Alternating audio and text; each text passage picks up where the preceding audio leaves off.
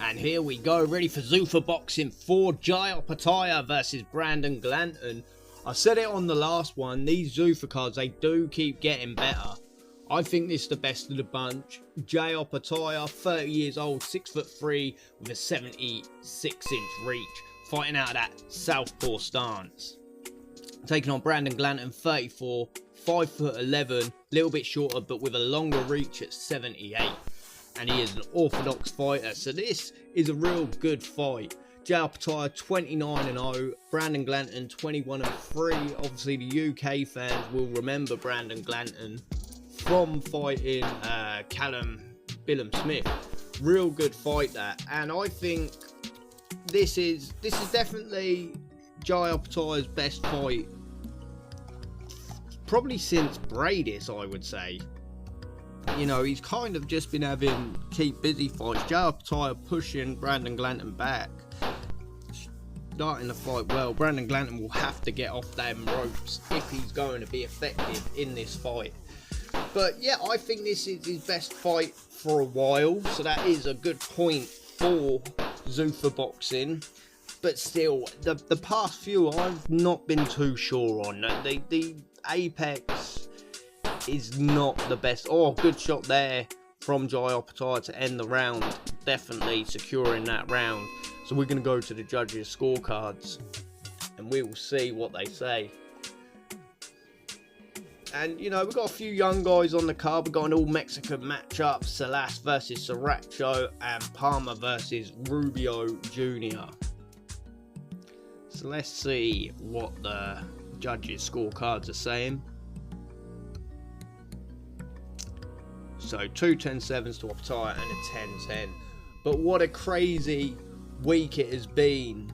You know, last week we saw the signing of Conor Benn to Zuffa boxing, then announced that he'll fight Regis Prograis on the Tyson Fury Makhmudov undercard.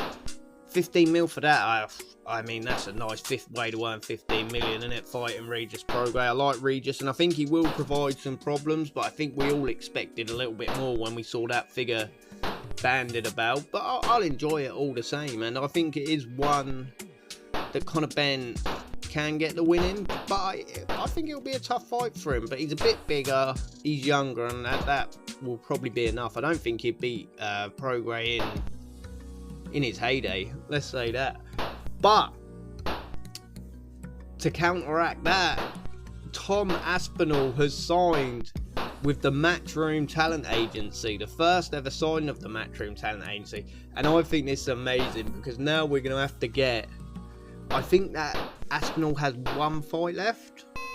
I'm not 100% on that. Ended around there. I think another Opetaia round. But I'm not 100% on that. But I think it's one fight left. And then we've got Dana and Eddie having to sit down in a room with each other and talk about Tom's contract. Let's just quickly see the scorecards. Again, 2 10-7s to Opetaia and a 10-10. But Dana's come out and he said he's not bothered. He's dealt with Tito Ortiz. He violently hates Tito Ortiz, and they managed to get deals done. So I think they'll work together. I think it'll probably be a good thing. It'll probably end all the bitching, and hopefully we'll get to a place where these guys are competing, putting on the best fights, but willing to work together, and that's the best thing for all the boxing fans.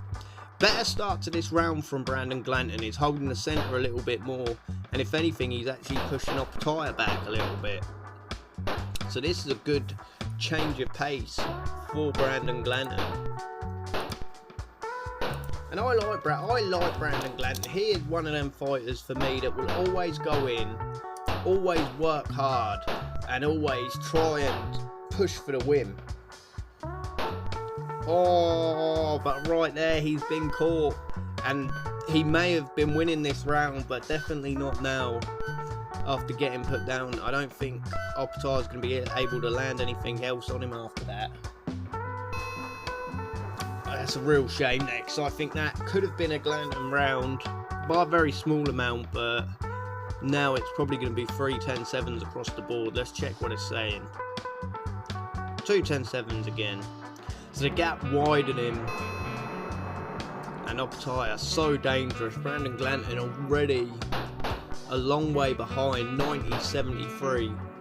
A lot of work to be done, but he is looking better. He is managing to push him back. He started this round positively. Oh, and he's caught Opetaia there. It was a great shot. This is what Brandon Glanton needs to do. He needs to assert himself, but he's still got to be careful coming forward against a man like Jai Opetaia.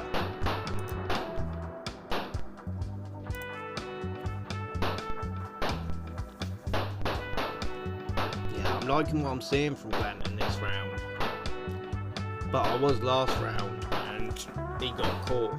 But looking ahead, we've got some great fights coming up, some great cards coming up. Next week we've got Jazza Dickens and Anthony Corcacci, a fight I'm very much looking forward to. I've always liked Jazza Dickens. He's always seemed like a really nice guy, always in good fights, and I like Corcacci as well. I mean, Corcacci was one of the highlights of the year for British boxing last year, and I wouldn't say it went under the radar, but he obviously didn't get the mainstream applause. End of the round there, I think we could have a Brandon Glanton round there, which should tighten this up a little bit.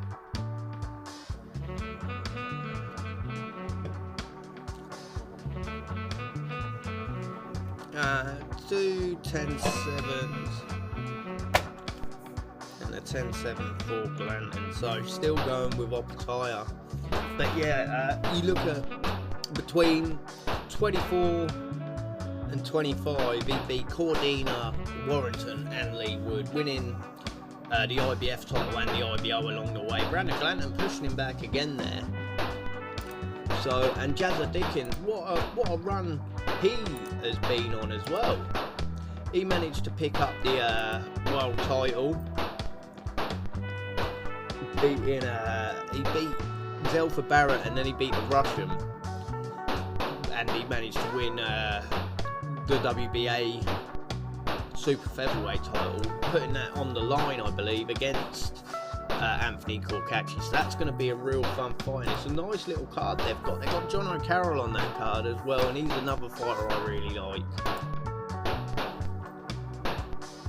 And Maxie Hughes as well on that card. So that is going to be a real fun night, a real stacked card over in Ireland. Same night as that, we've got Barbosa Jr. versus Sims Jr. Another good card. Gabriel Fondora on that card as well. Real nice card. So, has Brandon Glanton got around there? But we have seen the style of the fight begin to change.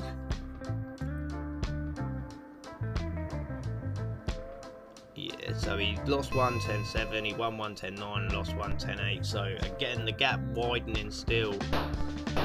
He's now, what, 24 points behind? So he will need to start putting Opetaia down and really winning some rounds, getting all 3 10-7s if he's to have any chance in this fight already at the halfway point.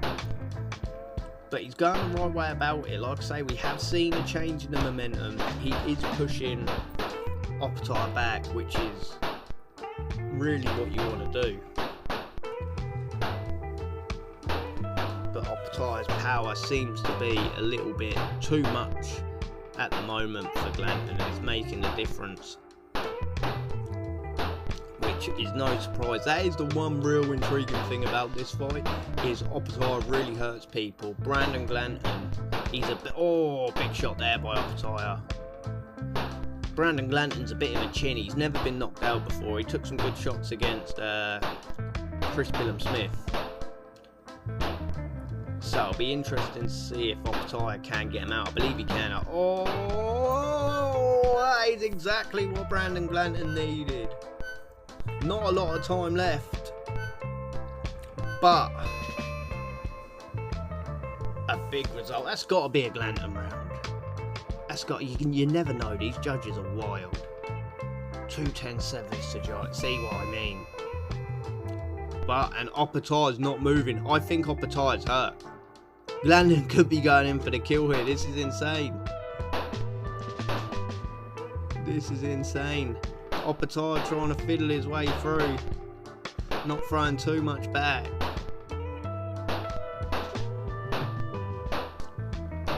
There's Landon. Brandon Glanton ain't managing to put him down. Opetaia might recover here. Oh, and my God!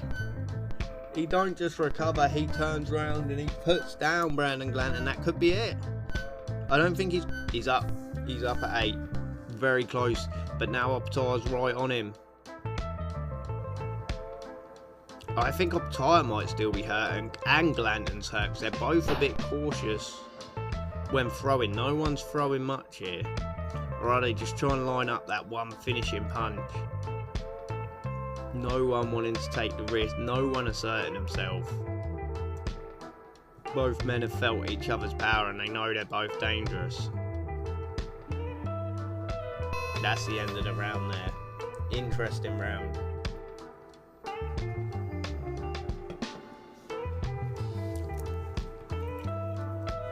What say the judges to that? Let's have a look. Them scorecards about to come in. Glanton. Across the board, Glanton. So this fight getting really interesting. We're now down to a 20-point fight. Opetaia a little slow to start moving, which can be a sign that he is hurt. Can Glanton land big early? Has he turned this fight around? He picked that round up. Oh, and he's putting down again. This could be it. Glanton may have turned the screw. Come on, quicker forward, Glanton. Get straight on him, put it on him, and get that win. Oh, but he's hurt there. He was rocked for again. Rocked for a third time. Oh, you don't. And for a fourth time, you don't put a kangaroo in a corner. Fifth time, wow. And wait, I think the doctors are having a look at this. Oh, I think this might be over. And what is the injury going to be here? This is shocking. He kind of come out of nowhere. He didn't go into the round hurt. Referee stops the fight due to injury. Brandon Glanton bent over in pain. But what is that injury? He's got a broken rib and that really come out of nowhere. He went into the round fine. But that is C64's prediction.